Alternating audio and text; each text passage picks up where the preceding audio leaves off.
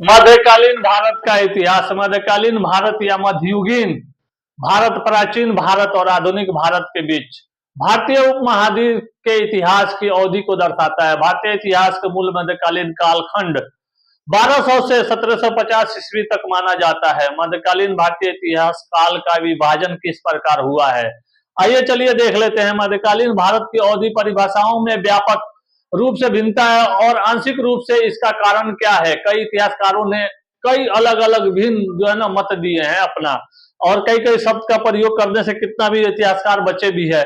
अधिकतर प्रयोग होने वाले पहली परिभाषा में मध्यकालीन युग के 6वीं शताब्दी से लेकर 16वीं शताब्दी तक माना जाता है। वहीं दूसरा परिभाषा यह मिलता है कि मध्यकालीन युग को 13वीं शताब्दी से लेकर 18वीं शताब्दी तक माना जाता है। विभिन्न इतिहासकारों ने विभिन्न विभिन्न मत दिया। अधिकतम इतिहासकार इस बात से सहमत हैं, इसमें कुछ परिवर्तन कर नए काल विभाजन तक तर्क देते हैं, ताकि वो जो है ना मध्यकालीन भारतीय इतिहास के दो कालखंडों में विभाजित किया जा सके। एक क्या था, प्रारंभिक मध्यकाल।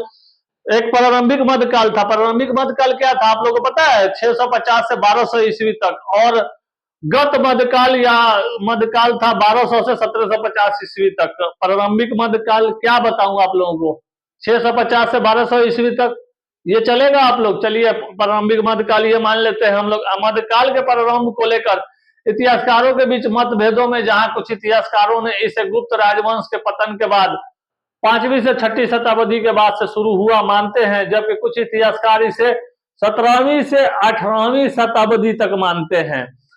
शताब्दी के शुरू हुआ और ये मानते हैं कि गुप्त साम्राज्य के पतन के बाद और दिल्ली सल्तनत के शुरुआत होने के बाद भारतवर्ष कई छोटे छोटे राज्यों में बटा हुआ था।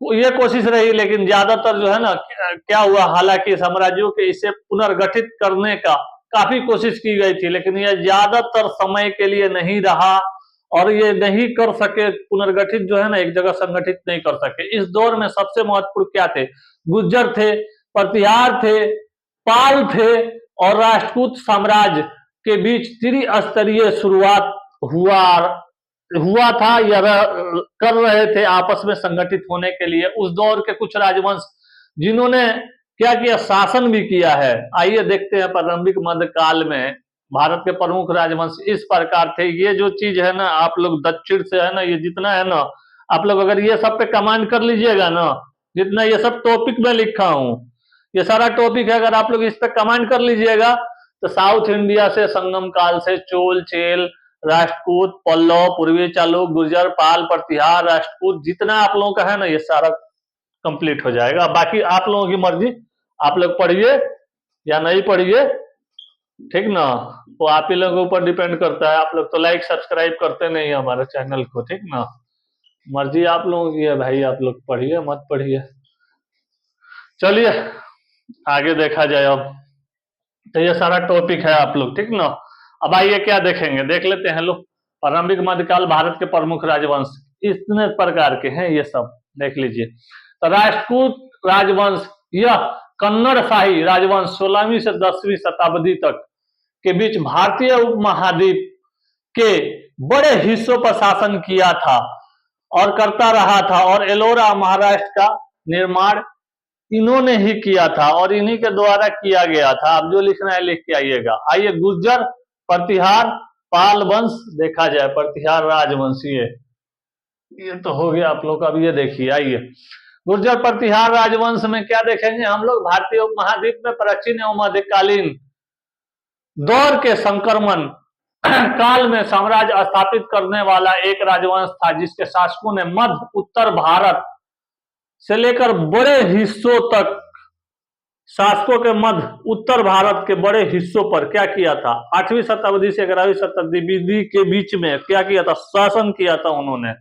ठीक ना। और पूर्वी चालुक्य क्या था, पूर्वी 17वीं शताब्दी से 12वीं शताब्दी तक एक दक्षिण भारतीय तेलुगु राजवंश, जिसका राज वर्तमान में आंध्र प्रदेश में स्थित है। तेलुगु जो आप लोग जानते होंगे ना, तेलुगु का आप लोगों को पता होगा क्या है, तेलंगाना, वही एरिया हो गया आप लोगों को।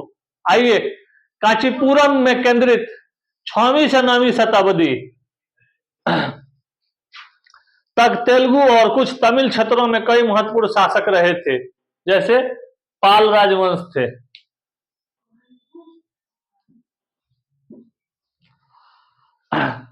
बंगाल के 8वीं शताब्दी, ये इनका 8वीं शताब्दी है इनका, ठीक ना, आप लोग याद रखिएगा। 8वीं शताब्दी से लेकर 12वीं शताब्दी तक अंतिम प्रमुख बौद्ध शासकों के शासन काल किया था, और बौद्ध शासक भी हुए थे। और 19वीं सदी के अधिकांश उत्तर भारत से में इनका क्या था, काफी इनका जो है ना नियंत्रण हो गया था। चोल राजवंश 9वीं से 13वीं शताब्दी के बीच एक दक्षिण भारतीय साम्राज्य जो तमिलनाडु के शासन में उनका शासन था, शासन करते थे तमिलनाडु में। कौन थे वो? चोल राजवंश के थे। और दक्षिण पूर्वी एशियाई क्षेत्रों तक क्या थे वो विस्तृत उनका था, और उनका प्रसार किया था, उन्होंने विस्तार किया था। पश्चिमी चालुक्य, परिचित चालुक्य, पश्चिमी चालुक्य भारत का राजवंश जिसने कई वर्षों तक राज किया था। कलचुरी राजवंश, कलचुरी प्राचीन भारत का विख्यात राजवंश था। इन्होंने इस वंश की शुरुआत राजा ईश्वर सेन उर्फ महाक्षत्रप ईश्वर दत्त ने की थी, और कलचुरी नाम से भारत में इन्हें दो राजवंशों के साथ इनको जाना भी जाता है, और दो राजवंश के साथ इन्होंने शासन भी किया था। और एक मध्य भारत में पश्चिमी भारत से लेकर जिसे चेदी है या उत्तरी कलचुरी कहा जाता है, तथा दक्षिणी पूर्वी और कलचुरी दूसरा जो था ना कलचुरी राजवंश जिसने वर्तमान कर्नाटक के क्षेत्रों पर राज किया था। और पश्चिमी गंगवंश क्या था? पश्चिमी गंगवंश प्राचीन कर्नाटक का एक राजवंश था जो पूर्वी और उससे जो है ना अलग था, और साथ में पूर्वी राजवंश था जिन्होंने बाद में वर्षा में ओडिशा, साउथ में आ जाइए, बिहार से साउथ में उड़ीसा पड़ेगा आप लोगों को। ये आम धारणा के अनुसार पश्चिमी गंगवंश ने शासन किया था। तब संभाला तक जब पल्लव वंश के पतन के उपरांत बहुत से स्वतंत्र शासक उठ खड़े हुए थे।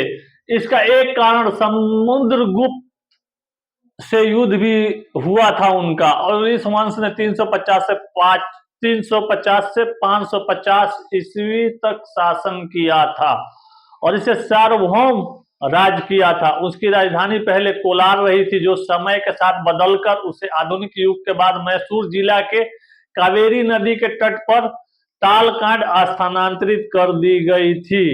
और देखिए एक क्वेश्चन है, भारत का नेपोलियन किसे कहा जाता है? एक तो नेपोलियन बोनापार्ट थे ना, यहाँ के नेपोलियन समुद्रगुप्त को भी कहा जाता है। ईपीटी का क्वेश्चन है, याद रखिएगा आप लोग। समझ में आ गया? आइए होयसल राजवंश देख लिया जाए। होयसल प्राचीन दक्षिण भारत का एक राजवंश था।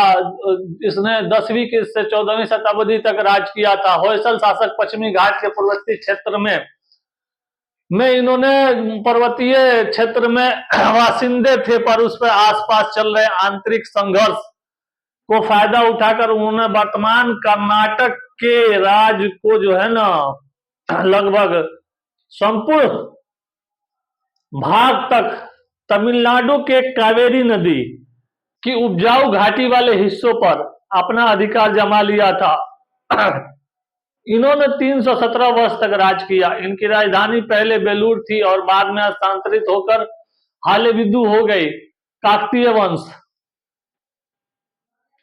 1190 ईस्वी के बाद जब कल्याण के चालुक्यों का साम्राज्य टूटकर बिखर गया था, तब उसने एक भाग के स्वामी वारंगल के काकतीय हुए थे, और दूसरे द्वारा समुद्र के होयसल, और तीसरे को देवगिरी के यादव स्वाभाविक रूप से एक ही भूमि के कालकयुग के अन्य शक्तियों के संघर्ष का कारण बन गए थे। काकतीयों के शक्ति प्रहलाद द्वितीय के समय विशेष बढ़ी हुई थी। उसके बाद गणपति ने दक्षिण में कांची तक अपने साम्राज्य तक विस्तार किया। गणपति के कन्या रुद्रमा इतिहास के प्रसिद्ध हैं। उनकी शासन नीति के प्रभाव के काकतीय साम्राज्य को समुन्नति हुई। वेनिस के यात्री मार्को पोलो ने रुद्रमा की बड़ी सराहना की है।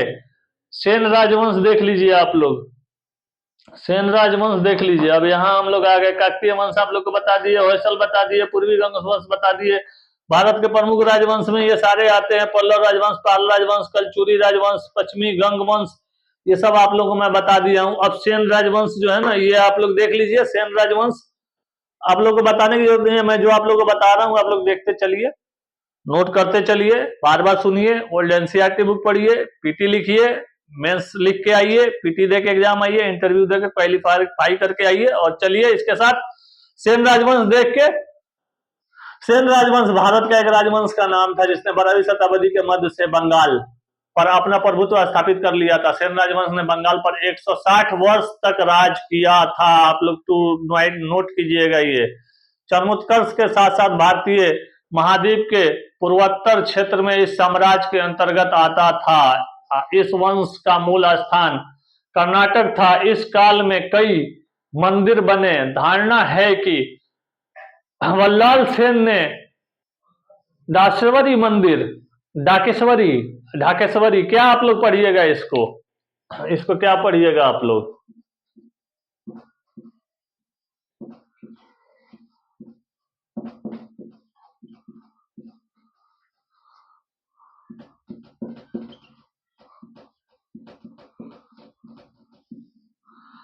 निर्माण करवाया था उन्होंने, मतलब बनवाया था, ठीक ना। परमार या पूर्वोत्तर मध्य कालीन भारत का एक क्षत्रिय राजवंश था। इस राजवंश में अधिकतर धार, मालवा, उज्जैनी, आबू पर्वत। अब परमार राजवंश हम लोग देख लेते हैं ये, ठीक ना। आबू पर्वत, अमरकंटक, सिंधु के निकट अमरकोट आदि राज्यों तक फैला हुआ था। लगभग संपूर्ण पश्चिमी भारत को क्षेत्र को परमार वंश का साम्राज्य था। 8वीं शताब्दी से 14वीं शताब्दी तक, मतलब 14वीं शताब्दी तक 8वीं से अनुसार अलग अलग अपभ्रंश थे, जैसे पोवार, पंवार, पवार आदि और परमार आदि वंश थे। कर्नाटक वंश सबसे लास्ट में होगा आप लोगों का कर्नाटक वंश। उसमें क्या देखेंगे, उसमें राजपूत वंश, क्षत्रिय राजपूत वंश थे। और 1097 ईस्वी में उन्होंने मिथिला में कैसे कैसे उनका जो है ना वर्चस्व बढ़ रहा था और सिमोनगढ़ में थी। और कर्नाटक वंश का संस्थापक नामदेव थे, जो नामदेव एक महान शासक थे। उनका पुत्र गंगदेव थे, वो भी एक महान शासक बने थे आगे चलकर।